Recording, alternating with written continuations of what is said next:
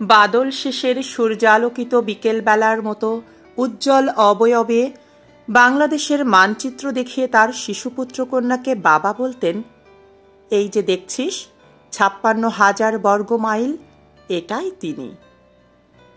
কোনোদিন উদাস চোখে বাড়ির পাশের বিদ্যাপীঠে পথ করে উঠতে থাকা পতাকার দিকে আঙুল তুলে বলতেন, গর্বিত এই লাল সবুজেই মিশে আছেন তিনি, বড় হয়ে ওখানেই পাবি তার প্রতিচ্ছবি। ঘটা করে বাসার গ্রামোফোন রেকর্ডে বজ্রকণ্ঠের আবৃত্তি শুনিয়ে বলতেন, কবিতাটি মুখস্থ বললে গোটা ১ টাকা পাবি। ১ টাকার লোভে মুখস্থ বলতাম কবিতাটা। কিছু শব্দ অচেনা ঝড় তুলত রক্তস্রোতে। বাবা বলতেন, অটুট বিশ্বাসে জেনে রাখিস, এই কণ্ঠস্বরই আমাদের স্বাধীনতা।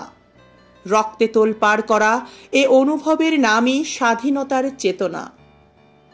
বাঙালি জাতির সবচেয়ে প্রিয়তম কবিতাও এটা। লালন করিস পরম মমতায় এ কথামালা আমৃত্যু। আমরা তার সন্তানেরা যারা মুক্তিযুদ্ধ দেখিনি, দেওয়ালের পরে টাঙানো সৌম্য দর্শন একজন মানুষের ছবি দেখিয়ে বলতেন, দেখ মন দিয়ে, ভালো করে দেখ। একই সাথে এ মুখে খুঁজে পাবি রবীন্দ্রনাথ, নজরুল আর জীবনানন্দকে। এই বিশাল মানুষটি আমাদের মহান মুক্তিযুদ্ধের জাদুকর, মহাকবি। মনে রাখিস, আমাদের মুক্তিযুদ্ধও তিনিই প্রিয় মাতৃভূমি, আমাদের বাংলাদেশ। সৌম্য মানবের নাম বলতেন শেখ মুজিব। বিস্ময়ে বিস্ফোরিত শিশু দুচোখ ও মনের অবুঝ অবিশ্বাসী দ্বিধান্বিত জিজ্ঞাসা ছিল, মানুষ কখনো বুঝি পতাকা হয়, মানচিত্র হয়? যুদ্ধ হলে আবার কেমন করে কবি হয় তবে?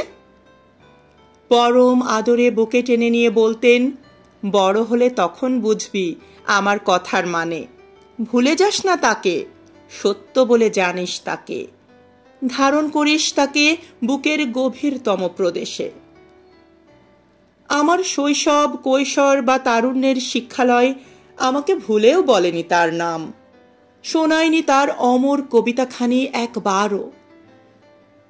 স্বাধীনতা মানে তিনি, পতাকায় তার প্রতিচ্ছবি। বুকের গহীনে গেথে থাকা তোমার কথাগুলো ভুলিয়ে দেবার শত সহস্র অপচেষ্টায় কতবার বিপর্যস্ত হয়েছে কোমলমতি মন আমার বাবা। তোমার ভালোবাসায় লালিত পালিত আমার রক্তে তবু স্বাধীনতার চেতনা পাখা মেলেছে বাবা। ডানা তার কাটতে পারেনি কোনো অপশক্তি। তোমার কাছ থেকে ১ টাকায় কেনা সেই কবিতা আজ আমার চেতনার পবিত্র মহাকাব্য বাবা। আমি তোমার আদর্শ নিয়ে বড় হয়েছি বলেই অন্তর বাইরে বুঝেছি বাবা তোমাকে এবং তাকেও। জেনেছি তার তর্জনীকে, ধারণ করেছি তার স্বপ্নকে। তুমি আমার প্রেরণা বাবা, তিনি আমার সাহস, তিনি তোমার আমার প্রেমময় অস্তিত্ব বাবা। তিনি আমার ভালোবাসা, আমার বাংলাদেশ। আমি তোমার পবিত্র রক্তের উত্তরাধিকার বাবা, আর তার ঐতিহাসিক সাহসী তর্জনী ও স্বপ্নের।